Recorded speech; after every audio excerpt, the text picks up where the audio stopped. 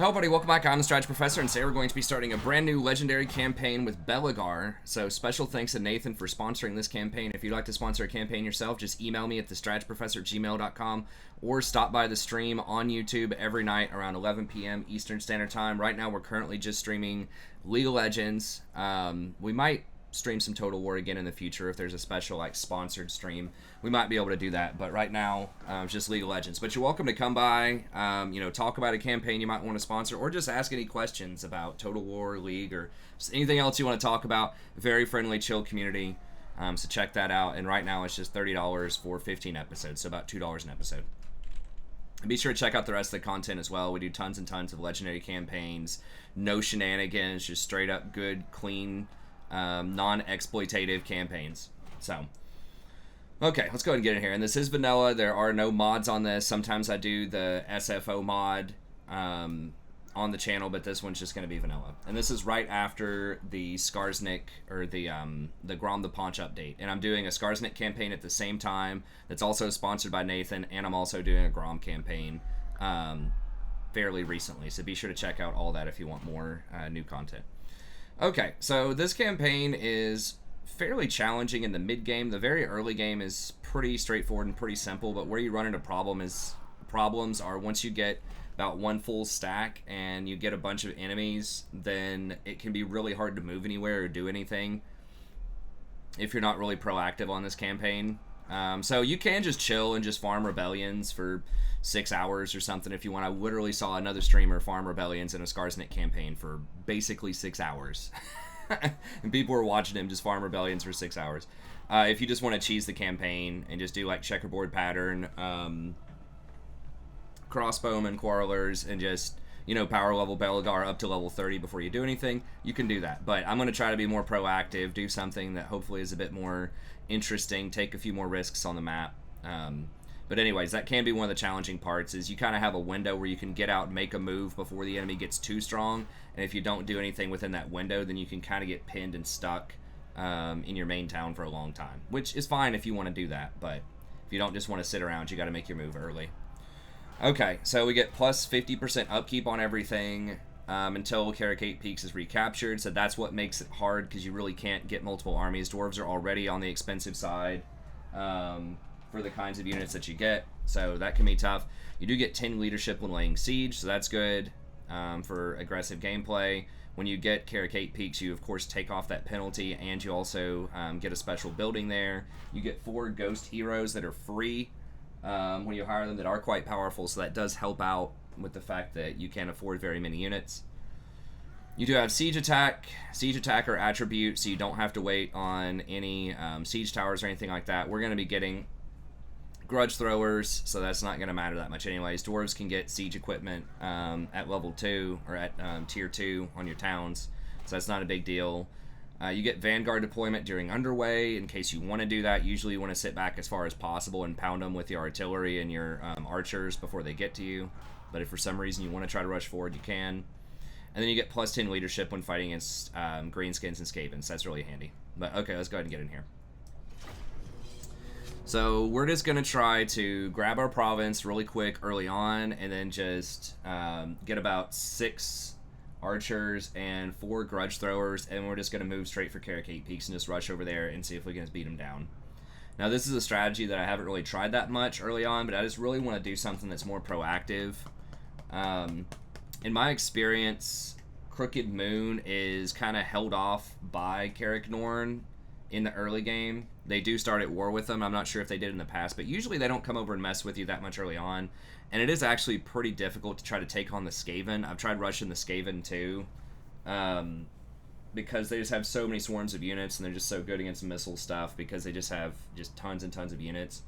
So that can be kind of problematic. Greenskins also typically get a lot of swarms of units, but I feel like they are a little bit more vulnerable to missile fire than Skaven are. So we're going to be trying to just rush Carricate Peaks. We probably get there by turn 20 or so. Okay. So let's go through the systems really quick for people that just haven't played Dwarfs or haven't played kind of the newer iteration of Dwarves. You have this Grudge system. You get hero action success chance 20%, 1 public order, and 1 growth. if you don't have a lot of grudges. If you have a bunch of unfulfilled grudges, then you get diplomacy penalties. So this has been changed around a little bit. That was in the initial game, but they balanced it out a little bit. And then the Book of Grudges, you don't start with any. You do get one on your next turn, which is basically go take care of Cape Peaks. But there aren't any of these, like, eternal grudges that you start with. So it's a bit easier than it has been in the past, at least not with Belegar. Maybe some of the other dwarves start with different grudges, but... then, of course, you get the penalty here, upkeep, until that is captured. Tech tree is basically the same. There are a couple of notable differences. They did nerf the Dwarven emissaries. This used to give relationships with dwarves also. At least with Belegar, you don't have that. Once again, maybe with other dwarves it's different, but I think it's nerfed for most dwarfs. And this was really big because it allowed you to potentially get confederations much earlier in the game with some dwarfs, which is huge. Because dwarf buildings are very expensive to build up, and so if you can confederate, and dwarves have pretty low growth compared to most other factions, so if you can confederate and you know, gain places that are already grown up and already have buildings, that's pretty massive. So they nerfed that quite a bit, and they nerfed something in here, I think. I don't remember exactly what. This might be the same. It's going back from SFO to vanilla. There are definitely some differences in the tech trees, but I think this is relatively the same. You don't really want the money stuff until you start getting a lot of property. You get a confederation or two, then this is worth it. But your settlement buildings give like 100 gold and some change, like 120, I think, for tier 2. So getting 12 extra gold per turn for a settlement is not really going to be a good use of your time. I've had people in the past ask, why don't you go for the money first? It's like, well, you need a bunch of property before that becomes worth. Really, what you want to do is just power up the best units that you have, the stuff that's going to do the most damage early on, because that makes those units more gold efficient. So you're paying the same amount of gold, you know, you're paying whatever it is, 200 gold for a quarreler, 187 gold for a quarreler, but now maybe it's 50% stronger, so it's like you're paying 187 gold for a quarreler and a half at that point, if that makes sense. So that's why you just want to power up some of your early game units. Now, once you start to transition, you can get Public Order 1 and Public Order 2. That helps a lot on Legendary later on. You don't want to rush that, but later on that's nice. Dwarves can have decent Public Order if you just put down the Public Order buildings, and they do have a provincial edict that gives you a little bit more public order too, so that's okay. The growth stuff is nice. The problem is it takes you like three tiers of tech to get over there for 10 growth, and this one's 15 for 3 things of tech. So once again, that's good in the mid game once you get more properties, but not that great later on. So the dwarves look like they have a ton of techs. It's like, wow, they're really good, but there aren't many that just pop that are like, oh my god, that's like super strong. Like the new Greenskins tech, there's one of them that's like Doom Divers have, it's like in the middle. It's like Doom Divers have 50% more ammo, and all goblins are 20% upkeep reduction, and all goblins have Vanguard Deployment. It's like 3 different things that are all really good. And it builds into even better tech. So, especially with the goblins and the greenskins, they have what I think are faster, more powerful techs. But they do have a lot of things. It's just most of them are not like really big, heavy hitter techs. It's like stuff that's incrementally okay. The best ones you can get early on that we're going to be rushing are this. Recruitment cost is whatever. It's just bad, but you have to get it. Then this, 20% extra ammo for all dwarf missile infantry units is quite good, and then volley fire, 15% reload reduction time is very good. So those are kind of the main ones that you want. This missile strength is really good too, so we might start with that one and then work our way over. And then getting over to artillery, reload time is nice as well, and 10% ammo for artillery if you can afford to get over there, especially the reload time is quite nice. Now, the dwarf melee stuff has been nerfed. I'm almost positive this used to be 5-5 for dwarf warriors and miners, so they lowered it to 2-2, so that's a lot weaker.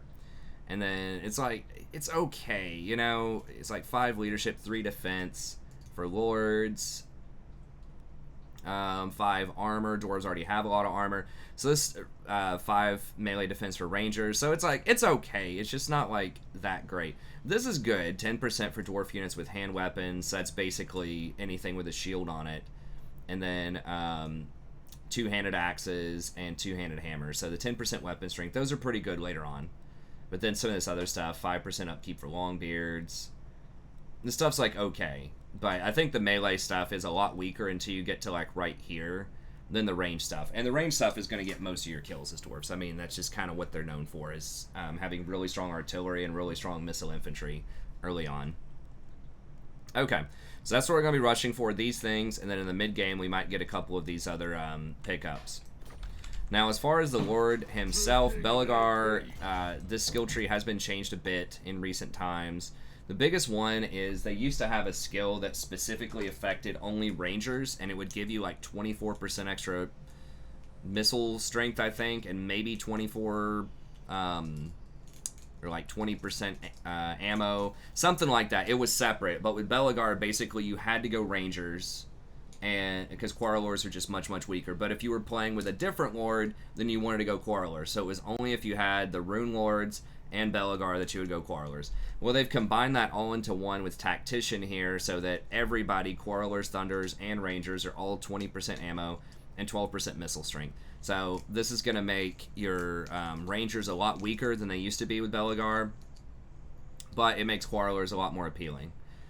So pretty much we're just not going to get Rangers in the early game. They're just not worth it. If we look at a comparison here on the units,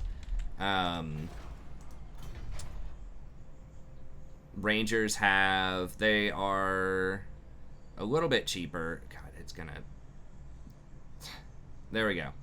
So they're 132 each. Quarrelors are 137, so they're very similar, but these only have 40 armor, and then the rest of it is almost the same. They have a little bit higher melee attack and melee defense. They really shouldn't be in combat that much, but you have Stalk, which really doesn't matter that much. Once again, you're going to want to stay back as dwarfs with your artillery and make them come to you because you're really slow. It's a very defensive type of faction.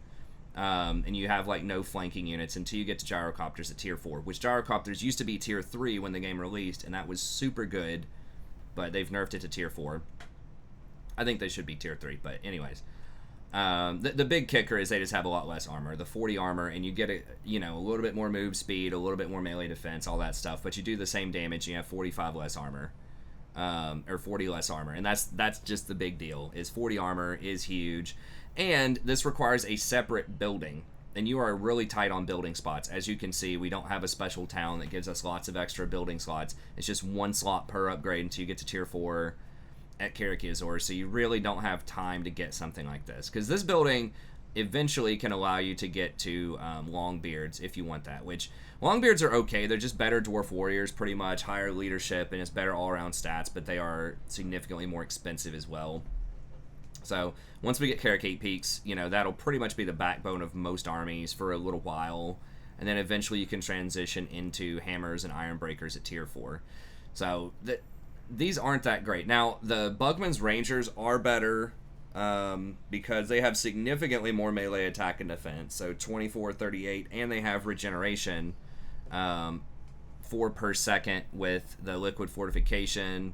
And they're also immune to psychology, so they have a lot of nice things, but it requires this tier 3 building, which is 6,000 gold early, and it requires an upgraded drinking hall. So late game, that's going to be your best missile infantry you can get as dwarves, but you don't want to get that for a while, just because you're not going to have the money or the building slots for it.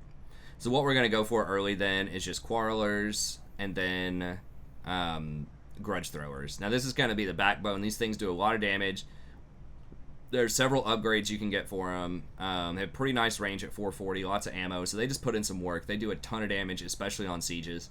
So this is going to be the backbone of our army. So this is not as good as like Plague Claw Catapults. It doesn't have the same like explosion area that those do, so it's not as devastating, but it's still really good, especially for tier 2, 2,500 gold building. It is very nice, so we definitely do want that at some point. And then tier 3 is pretty underwhelming as dwarves, honestly. You can eventually go into Longbeards. If you want the great weapons, then that's going to require you to get a smith. And this is one thing that still kind of sucks. This is sort of old school. When the game first came out, for a lot of your tier 3 and tier 4 units, you had to have secondary towns to do this. So they did this with Empire as well, and also with Vampire Council. Pretty much everybody, I don't think Greenskins had it, but it was bad with those, where a lot of your good tier 3 stuff, you had to have another building, and so you had to make these choices, but you only have so many building slots. So for example, if I wanted to get Longbeards with great weapons, that's 2 building slots in my town. And then what else can I get? I'm probably going to have either money, growth, or public order, if I want to get artillery, then I'm not going to be able to do that with these other things. So it's just too many building slots and too much money early on to get a lot of this stuff. Even stuff like the miners require like the gunsmith's forge tier 2, which sort of suck. The miners with the blasting charges, which I think would be really cool to use, but that feels kind of bad. So your tier 3 really doesn't have anything that notable other than like the Bugmans. Slayers, I know everybody likes them, they're cool, but they are 6,000 gold for that building, and they are very expensive, 225. They have no armor. They do have some missile resist, but no armor, no physical resist. So unlike Savage Orcs or other sort of Berserker units out there, a lot of other Berserker units, they just have like no defense. So they just get completely massacred by normal infantry. They do have some pretty good game against large units, but they're only one range on their attacks with the axes, which means that they're not quite as good as you would think, especially against large single entity units like dragons and other monsters. They're pretty good. But like what happens is with things like halberds, they have a range of 2, so that means that 2 rows of them can attack. Because when you have a large monster, all of your infantry will swarm around that monster and surround him, or like a lord or something. But only like the inner, 10 dwarfs are going to be attacking at a time that have the exact, that are part of the circumference of that unit, right? But if it's halberds, you get the first row and the second row of units that are surrounding. So you more than double the amount of units that are hitting, especially those large single entity units. But the dwarves don't have that. They don't have any spears, they don't have any halberds. So that really limits them because they only have 1 range on these. So they look good on paper, but in actuality, they're pretty underwhelming. They're all right. And then these are the giant slayers are going to be better, obviously. I mean, that's when it starts to get big. 80 melee attack, really heavy armor piercing damage. Those things are pretty good at killing stuff. So we'll get those like really late game, maybe against Chaos or something. But early on, it's just not worth getting them against things like Wolf Riders and Boar and things like that. It's just not going to be worth. I mean, they would be nice against Trolls, but it's just not worth it for a while. And then like super late game, so tier 3, not really a high priority. There's not much going on there. It's just kind of lame. Once again, Longbeards, okay, they're a little bit better. Now they did increase the Longbeards. They put them in the same tech level, and this was actually really nice of Axe Lord. This used to only be, I think, for Dwarf Warriors way back in the day, but now they've Dwarf Warriors and Miners, but now they've included Longbeards in that. So that is actually pretty good that you can upgrade your Warriors and then you're ready to go whenever you want to upgrade your armies over to Longbeards. You've already got them upgraded, so that's nice. And then the Slayers, Giant Slayers, Hammers, and Iron Breakers have their own upgrades too. So you do have several things that are pretty nice as far as upgrades go in your red tree. The blue tree is terrible though. It's just really, really bad. I mean, you do have a chance of intercepting stuff for 30%, so that is kind of nice. But compared to a lot of other blue trees, it's bad. You can get Lightning Strike, but there's nothing that lowers the upkeep on any of your units here. And you don't have Feared and Renowned, or Renowned and Feared, whatever it's called. That is a huge upgrade that came with Game 2. So, blue tree is pretty lackluster. You do get the replenishment. You do need Lightning Strike because that's just one of the best skills in the game. And you can get extra underway interception, which is great for killing Greenskins. So it's like, it's okay, but it's the fact that you don't have the upkeep reduction is a big deal. Now, the dwarves do have way better money management eventually. You can get good trade agreements, you can get good money buildings and upgrades and stuff like that once we get out from under this Belegar penalty. So I guess maybe that's what they're thinking, is we don't want to give them the upkeep reduction because they already have the potential for a good economy. I don't know, but Lord of the Deeps is good, extra leadership in underway battles. Now, I'm not sure if that has to literally be an intercept battle or if you're just in minor stance and they attack you, if you get that too, if you're underground. But usually underground fights are very good for dwarves because there's less surface area for them to flank you. So it's a lot easier to control your flanks in the underway. Now you get diplomacy with dwarves there, which is nice. Maybe that they added this and that's why they took off the text. I'm not sure, just to make sure you can't confederate super early, but you can still maybe do it in the mid game. That leadership in foreign territory is good. Obstinacy is very good. This used to be a 3-point skill. Now it's only 1. Vigor loss reduction is huge. Dwarves wear a lot of armor. They get tired quickly. And when you're tired, it lowers your melee attack, lowers your melee defense, and just really, really bad for combat in general. So the vigor loss reduction is quite nice. And then you have Orc's Bane, which is +9 melee attack against Greenskins and weapon strength. Now that's good, but early on most of our damage is coming from missile units, but that'll be really solid later on in the game. Okay, and then you have a couple of items that are alright. Interception. You can get your interception to about 100%. That one's pretty decent. The 3 public order is actually quite good. But anyways, we're going to be going Inspiring Presence, and then probably either Tactician or Thunder early on. Probably Tactician. Because you want to match. All that stuff stacks multiplicatively, so if we're getting extra 12% damage and 20% ammo, then you want to stack that together with this, which is giving even more ammo, faster firing time, and more damage, right? So we're going to fully commit to those Quarrelers early on. Okay, let's go ahead and get a fight in here, though. I've been talking enough, but I just want to walk you through kind of the early strategy, so we'll go ahead and go get ourselves a fight. So you get these 4...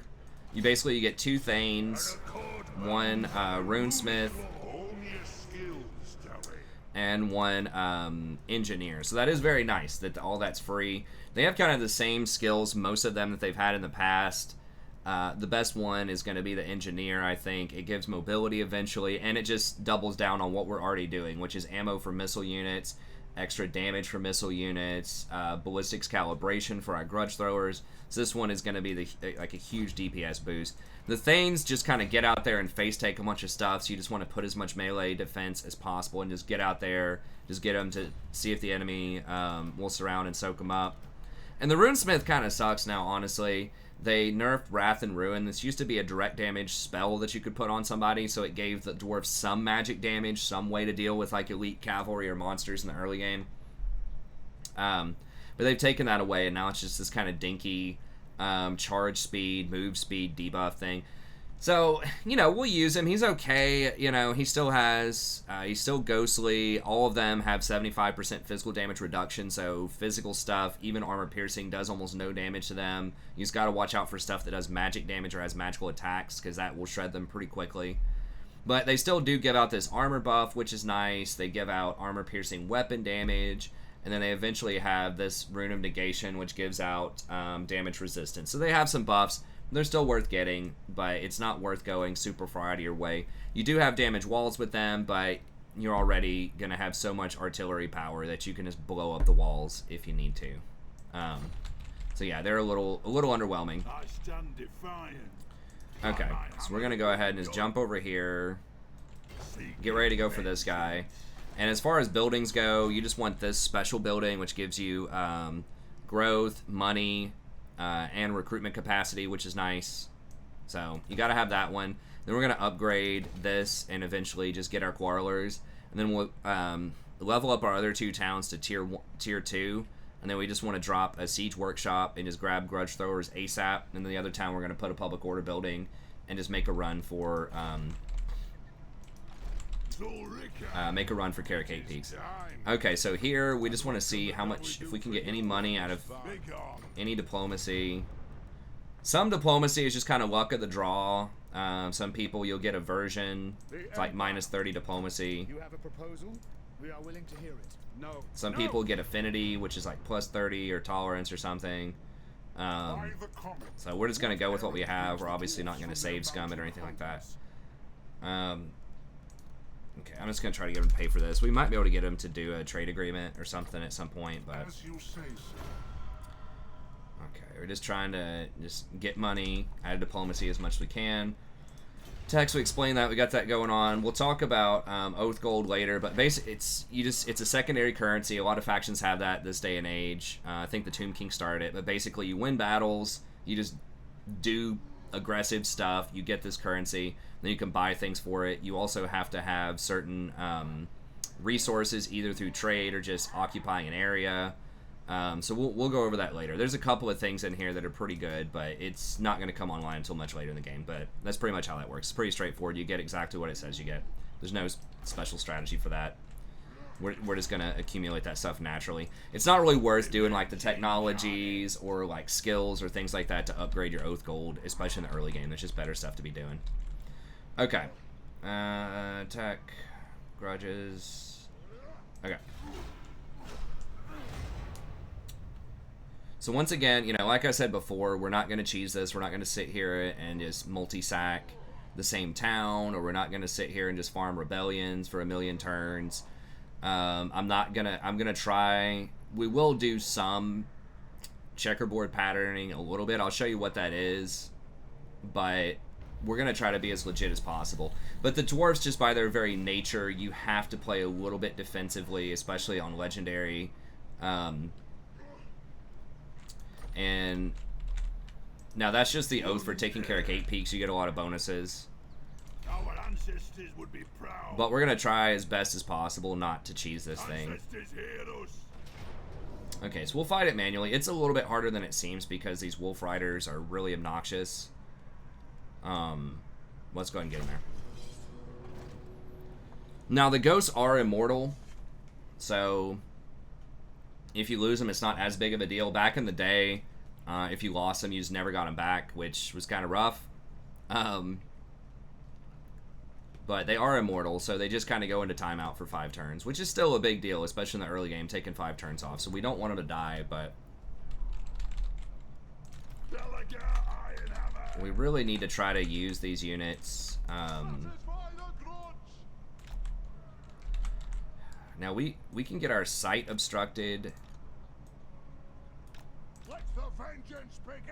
potentially here, so we got to be a little careful.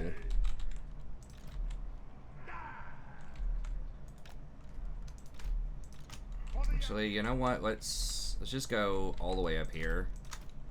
Just make them walk as much as we can. Now they're just gonna march up here, so they're not gonna take that much damage. But we really want we got to watch the wolves that are gonna flank on the back here.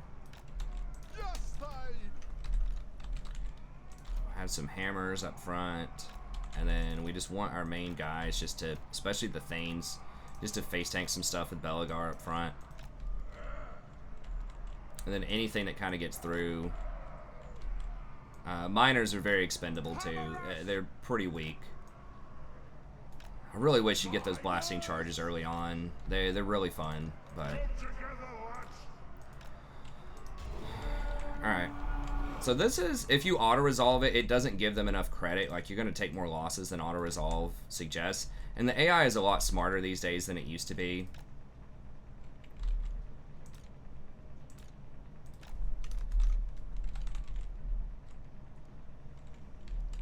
Just going to speed it up. Just let them march up here.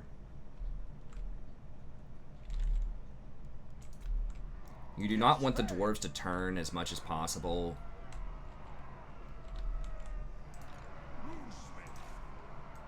And once again, the goal is just to try to face tank as much as we can here. We needed to just thin out the boys, the orc boys.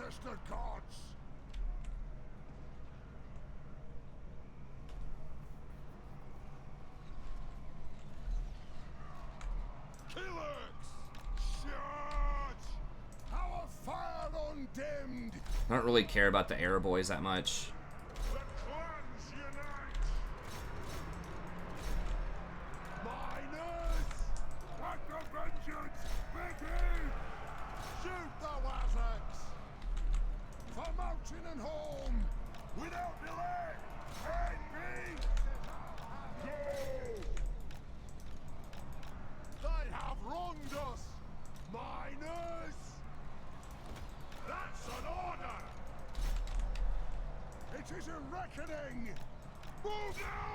Do not want them to mess. For the High King. Get him! Move! Vengeance calls. For the ancestor gods. Range far! Range fast! Our fire undimmed. The clans unite. Let's hold fire on those. For the High king! For the Karas Angkor! Dwarf warriors! Axes out, lads! Pick your targets well! Alright, we gotta walk him out. They try to find your lord a lot of the time. Faster! Gears of Zafar! Satisfy the grudge! Hammer us! True king! Go! This instant! Kazook! Aye, as ye command! I'm going! Going now! Armed and Holy ready! crap, get this dude off of me. Allah's blessing on us. Fire on the foe! Fire on the Maybe I need to be focus firing him out a little bit more. God! Quick march! Going quickly! Marching!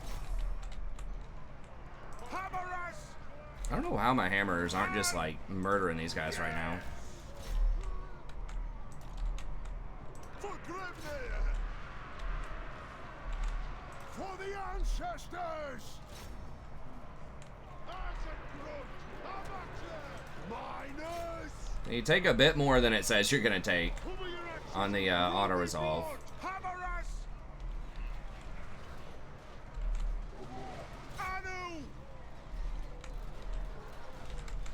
For mountain and home! Yes! Anad! Hammer us! We are taking a bit of heat. I gotta pull these hammers out. I think we're just taking too much heat. Blow through! Move! Get them! Take them down! Nothing can stop us! Oh, everywhere! Strike out! Come on! Move now! Scoff! Right! Yes! Pick your targets well! See, like, these guys have just been sitting here, just like, these goblin archers just firing on me the whole time, and they just don't do hardly any damage. Dwarf warriors! But yeah, that's why I'm gonna try to fight these manually, just because on legendary, like, when you do auto resolve, it doesn't account for the legendary bonuses they get. They get like 15% almost every stat you could think of. They just get a lot of bonuses on legendary, so I'm gonna try to fight these out. If I think that we're gonna take more damage than it says.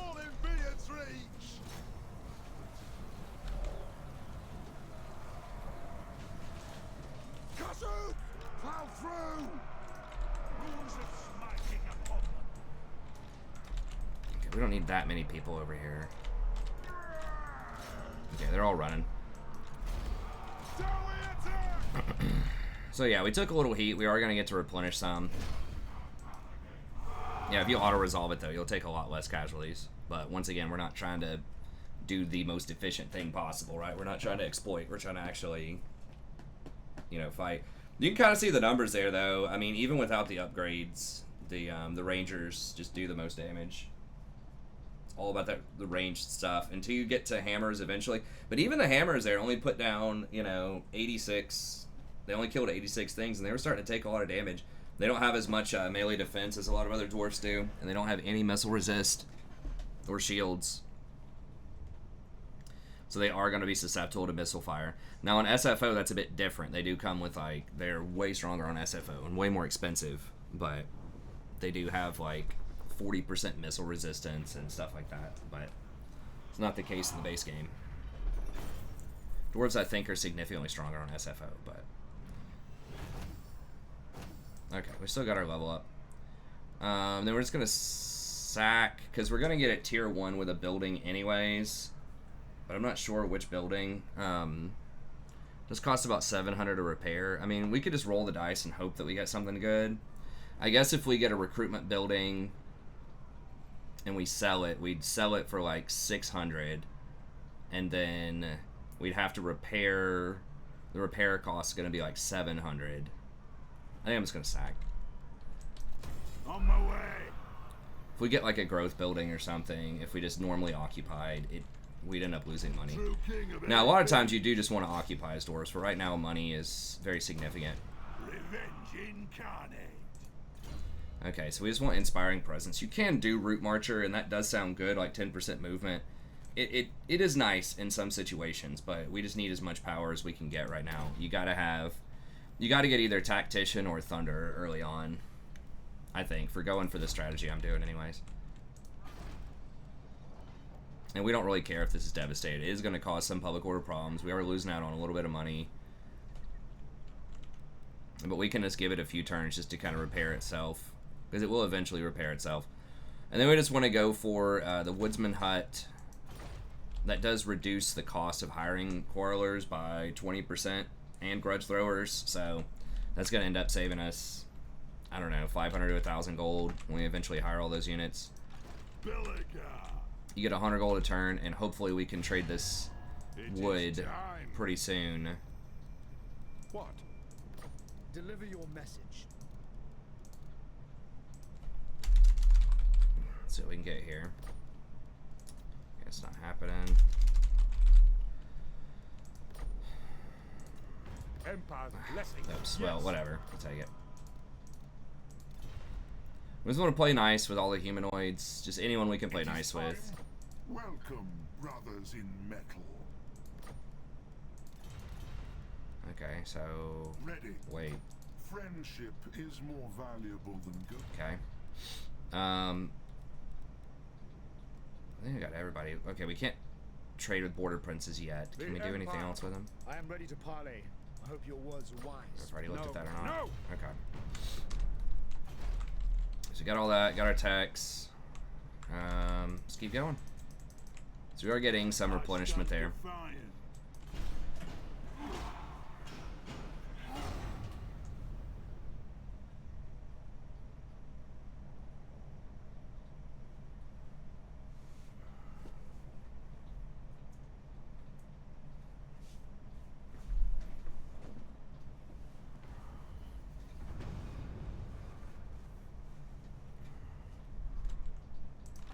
Lord of the Ungren. Done. I will do as you ask. Dash down here. Lun's heir. I will not forget this. Moving out. Let's dash down as far as we can. The early turns are way easier in vanilla than SFO. SFO, like, the garrisons are far stronger. So that makes the early game a lot harder. But then later on, you can defend your town, because your towns are going to have bigger garrisons too, and when you put walls on them, it actually does take a bit more effort for the enemy to try to crack through it. So it stops backdoor later on, but which is definitely feels good, but it's a lot harder in the early game for some factions, and I think this would definitely be one of those situations. Okay, nice trade agreement. Just want to be able to unload this lumber. On it.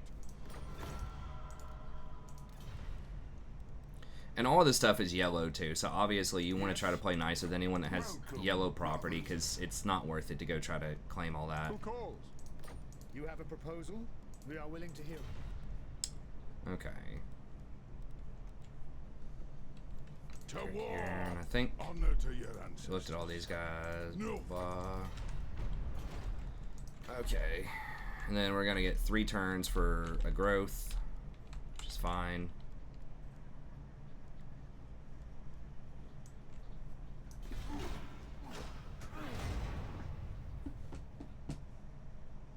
By my hammer, I should slay you where you stand. Are they coming at us? Oh, they want non-aggro. Talia's not gonna like that, but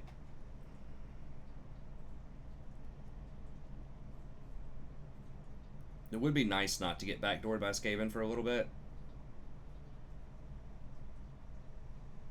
I don't know. Other factions are not going to like that, though. If I want to try to trade with them. Who else? The Border Princes don't have a trade agreement with me yet. Balthazar is probably not going to like that. Nah,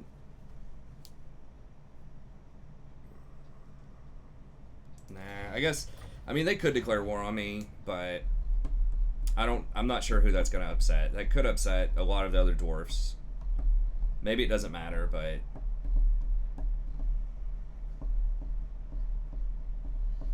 would be nice not to get attacked by them. I probably will get attacked by them, but not in the early game. I think they're going to be busy with Astalia and Talia first, and then if they get through them, maybe they go for me. Okay, so like I said before, we really just want hard to hit. Just want to be as sturdy as possible. This, we just want to upgrade our damage. Triangulation. This. Just whatever. Whatever you want to do.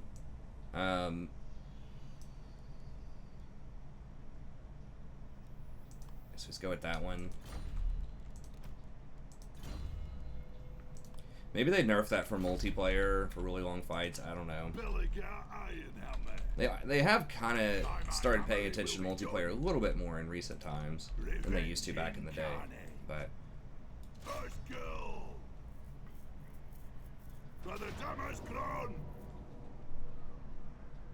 okay, now they don't have any wolves this time, so that's nice.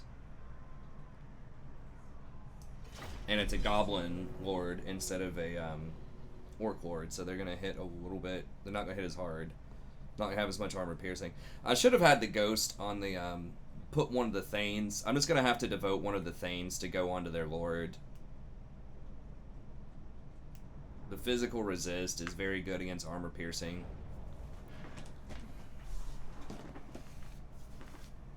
Okay, and we really probably need to try to flank with the hammers if we can.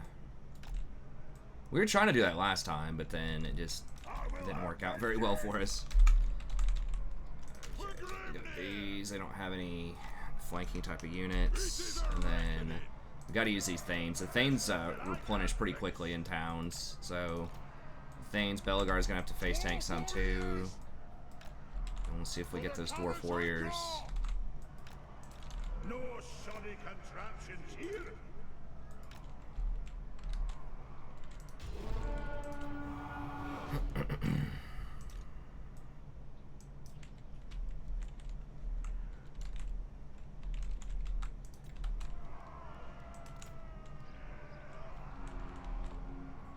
They're goblin archers. They're just gonna tickle us. Take him down. Ready. Need to thin out the dwarves or the orcs. Go. Move. Master engineer. Pull through. Wall of vengeance.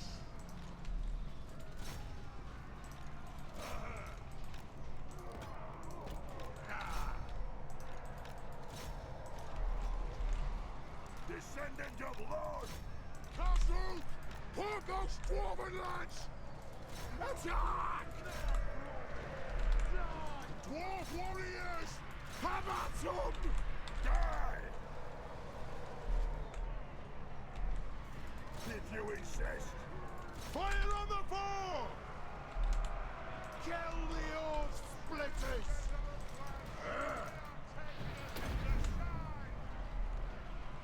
For the ancestors! Pick your targets well! Aye! Aye, as you command! Rouge glow!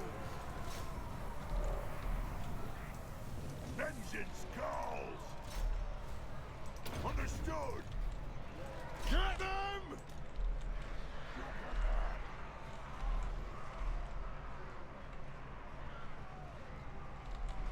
Yes! Strike out! Our fire! Yeah, they are really going after those hammers. Now they don't do much armor piercing damage. War of vengeance! Shoot the Wazzards!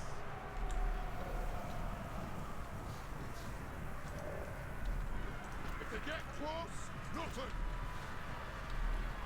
Ready to fight!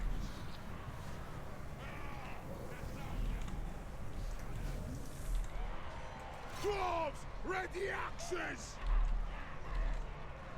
Axe Axes out, lads! Get 'em all! Take 'em down! Actually, let's go ahead and just fire here. Yeah, it does take them time to like turn around. Yes, laddie! Kill Earths! More of vengeance! Go! No need to go! Nothing can stop us! Gears of Sapphire! Okay, got that Lord. That should help out a lot. Fire on these. Right-o! Yeah, so Hammer is taking a bit of a beating here.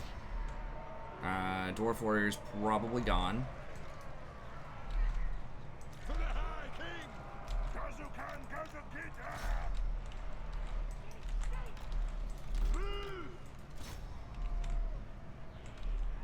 Satisfy the grudge! Take them down! Okay, so that was a little bit more evenly distributed damage, except for these Dwarf Warriors that might die, but instead of stacking it all on Belegar, we did get it a bit more even. Now they're all gonna die, so we don't need to run them down. It's just a town. If they've already retreated once, or if they're in march stance, if it's an underway battle, or if it's a town, they're dead. So you don't have to worry about running stuff down. Unless you specifically want to stack all of the experience on one thing, like you really want your demigryphs or something to level up hard. Usually some kind of elite cavalry or like a dragon or something. Then you can go around and kill them specifically with those units and make sure that that unit gets more chevrons, right? Especially if you have a good, like, if you're going deep into the red tree to get the level 7 upgrades. Demigryphs are like the perfect example. They level up really fast. You can run everything down at the end of the fight a lot of times and kill everything, and they have an extremely good level 7 upgrade. It's like melee attack, melee defense, and physical resist or something. So there's a couple of times where you might want to run them down, but most of the time, just go ahead and end the fight, and it'll just kind of relatively evenly distribute a lot of the leftover kills. Usually it gives your elite units a few more. So this time, I'm just going to occupy this because it's just not enough money. It's going to cost me that much to repair the broken building. So dwarfs are not known for getting a lot out of sacking. Most dwarfs anyways. Like Greenskins and, you know, just a lot more of those kind of bad guy, savage type of factions are going to get a lot more for sacking and raiding. Okay, so we're going to go ahead and get rid of this. And do we need to go for growth? I guess we can get this construction cost for buildings. It's going to be 2 turns for growth anyway we cut it. So I guess just waiting 2 turns on that. Yeah, we'll go with that. And then remember, we're going to upgrade this one to tier 2 just so we can get the siege workshop.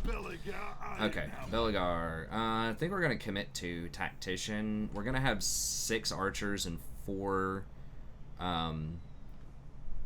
artillery units, but we're going to have additional upgrades for the archers, remember, because we're rushing 4 different techs that benefit archers in the early game, versus we can't get the techs that also benefit the artillery until a little bit later.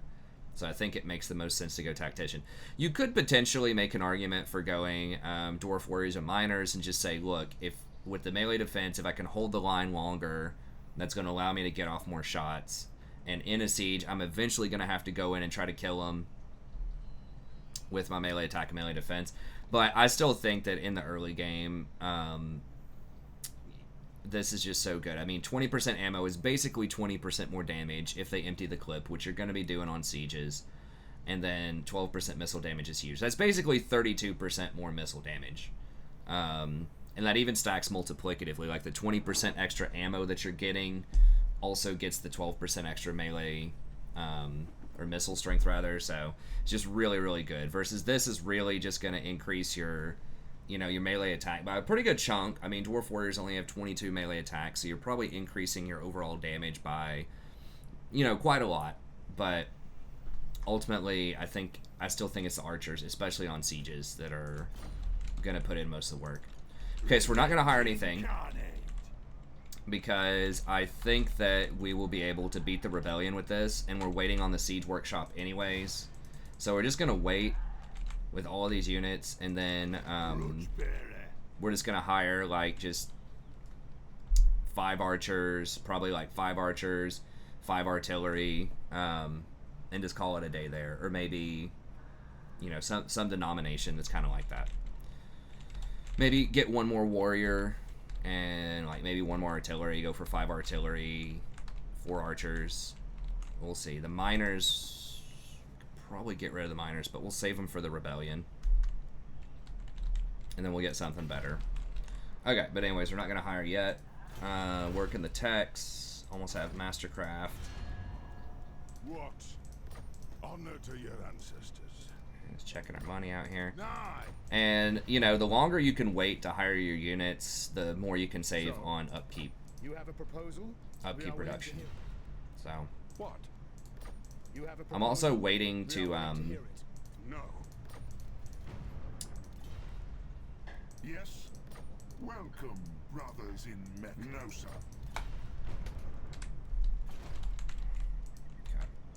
I'm also waiting to repair that building, because every turn that I wait, it gives me like maybe 50 or 60 gold. I don't know. I am losing 40 gold every turn by not repairing it, so maybe I could repair it.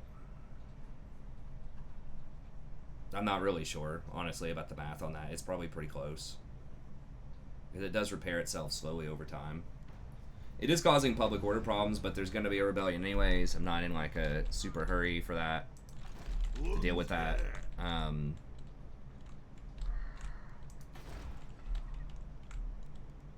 And then here, I think we just hold on to this. It's 1 more turn. We upgrade this. That's 3 turns. So we could hire for 1 turn, get 3 turns out of that, and then eventually we need the public order building. So 3 turns of money off of this would basically pay for itself. Then we can sell it back for like 400. So it's going to be 1 turn to make it, 3 turns of stuff, sell it back. I think we make a little bit of money off of it by doing it that way, because we need to put a public order building and a siege tower right there.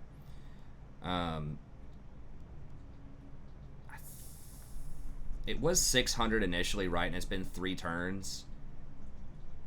So I think we're getting it back about 100 gold a turn, 70 to 100. So that's more than the 40 I would get by repairing it. Now I am losing out on some growth as well, but I think we can just wait a little bit longer. I don't care as much about the devastation. Let's go ahead and dash up there. Lord of the England. Oh, come on. True king. Our ancestors would be proud. Iron hammer. So we are gonna get a little bit less replenishment, but we're gonna go ahead and get up there. Okay, all this stuff's building. I think we looked at all this, but Anad. look one more time. Come, kin. Let us feast. No. Beastmen obviously don't like us. Who calls? You have a proposal? We are willing to hear it. Not likely. The Real quick Empire. check. Greetings, stranger. Pulse check here. No, sir. No. No. The nation. Welcome to my private study. I don't agree. Okay, so working techs. Everything else is good. Alright. We're trying to fly through this as fast as we can here. Yeah, we want to hold off as long as we can on the money side of it.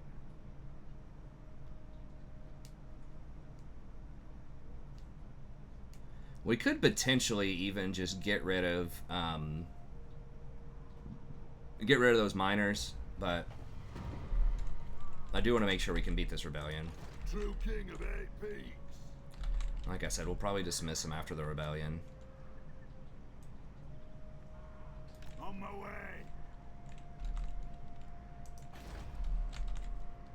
Okay, get that ASAP. Okay, what was it, 300 something? Yeah, so we are saving a little bit, but we'll go ahead and repair that now. We are getting a little bit more Skaven through osmosis, which means there's probably a Who calls? an Undercity somewhere. Horde increase not likely. Because there's no adjacent. Oh no, there is an adjacent town. Okay, Yes? You have a proposal? the place on the mountain. Disagree with that.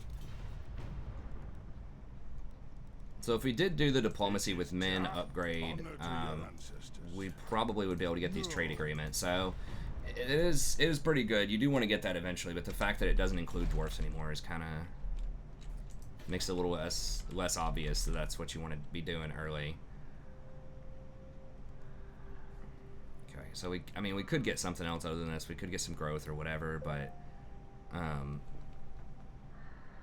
we'll hold on to it for a second.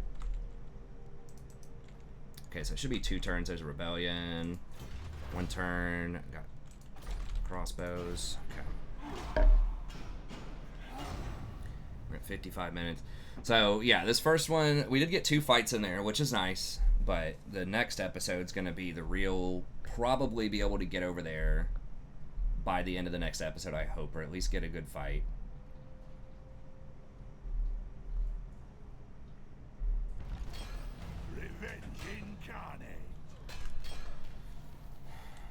Choir Master, okay, Archivist, that's pretty good. Okay, so we just want hard to hit. Foe Seeker is nice, but we just want as much melee defense as possible. Triangulation, that includes artillery, Andrew Missile, infantry, so that's good. Wrath and Ruin, just slow them down a little bit. Maximum tanking power. Oh, 9 turns. Okay, we actually need that Choir Master gone then.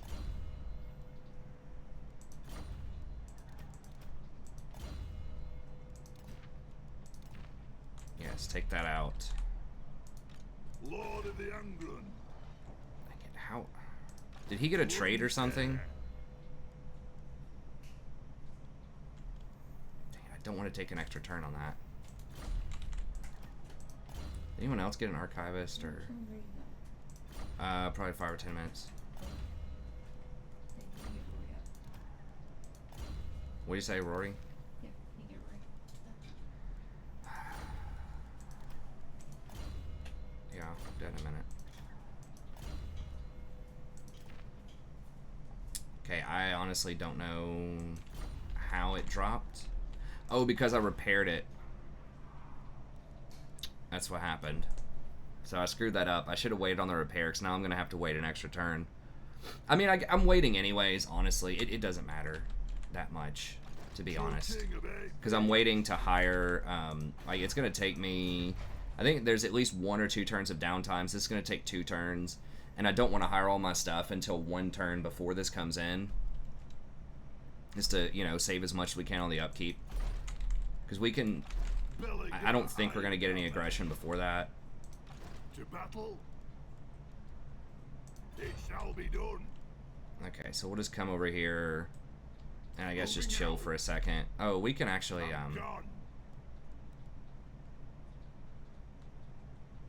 go into encamp and just get a bit more of this. Okay, so if it's not going to matter anyways, we can go ahead and give them one of the little choir masters or whatever. Okay, so that doesn't matter.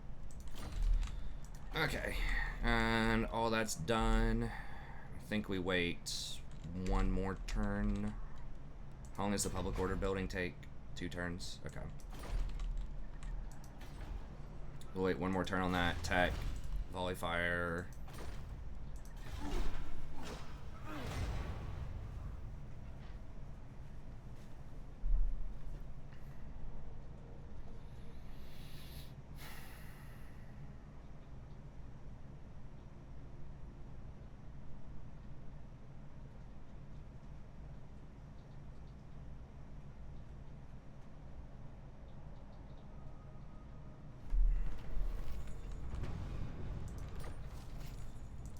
Building's damaged. Alright, so there's some kind of earthquake or something. Oh my god, that's actually really annoying. That came like a turn earlier than it has in the past. So that delays me by a full turn. Okay. Lord of the Ungren. Aye. I did a slight little bit of practice just to see if this strategy is doable. Not likely. I think it is, but the one turn delay is not good. Every turn that you're delayed, they're building up. What? I am ready to parley. I hope your words are wise. Absolutely not. Who calls? You have a proposal? We are willing to... Oh, we don't have military access with them? Action. Really? Oh. It's actually gonna... They're not gonna like us then, so we're gonna have to go through their property. Before, I think I got up to a defensive alliance before I ran over there. Wine of I don't think it's gonna be enough for them to go to war with us, but we're not gonna be able to trade with them if we have to run through their property, which we will. They're not gonna like that. I mean, I guess maybe we could go through... It'd be kind of circuitous. We're just gonna have to run straight through there, and they're just not gonna like it. I guess we can come over here and like stop here, and then just maybe one turn on their property, and then jump the wall. true king of 8 feet. Okay, so we're just gonna come up to like here. Onwards. You have my hammer.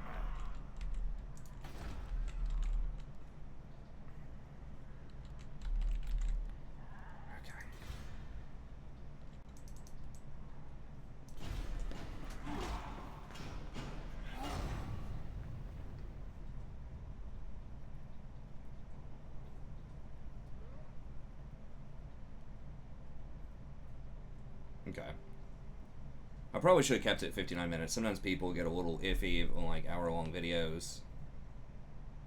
So if you want to sit here and like chain farm rebellions, you do get grudges for that, and you do get fulfilled grudges. So it does give like extra money if that's your thing. And that's probably like the smartest thing to do. You do get oath gold for that, so you're farming oath gold.